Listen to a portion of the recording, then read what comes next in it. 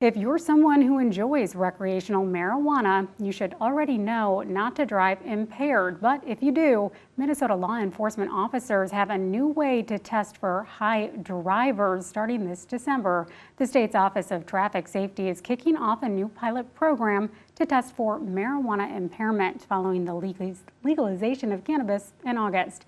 KIMT News 3's Brandon Cote is joining us live from Highway 52 in Rochester to give us a first look at how this test will compare to a standard breathalyzer. Brandon.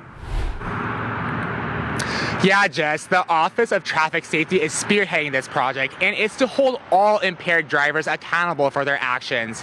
The office says it's providing 2 different saliva testing kits to officers to determine where intoxicated drivers are operating their vehicles the most in the entire state of Minnesota, and to also see what kind of combination of drugs these drivers are taking before getting behind the wheel.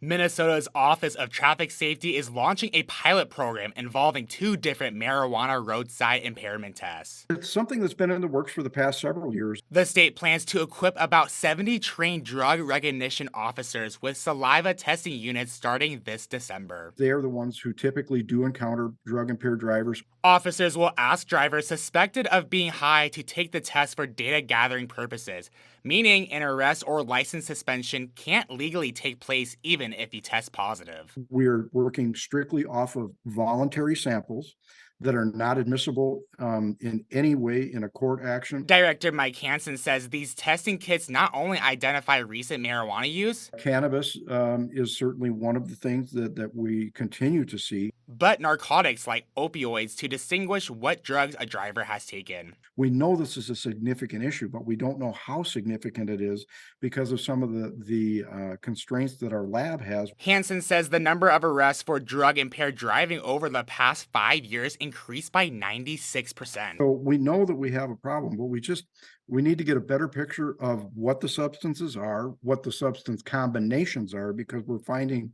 multi-substance users out there very frequently. According to Hansen, the office is hoping to identify trends through data collected during a nearly year-long period. We want to know what are drivers using commonly. The pilot program also hopes to determine which of the 2 devices will work best for law enforcement. We want them in every officer squad car that we possibly can. Hansen says law enforcement agencies in other states that have already legalized marijuana ran similar pilot projects.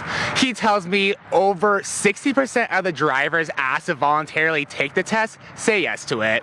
Live in Rochester, Brandon Cote, KIMT News 3. Thank you, Brandon. That's a surprising statistic. The Office of Traffic Safety is being asked by Minnesota to submit a report of its findings by the fall of next year. State lawmakers will use the collected data to determine if legislation should be passed to distribute drug testing equipment to all law enforcement agencies.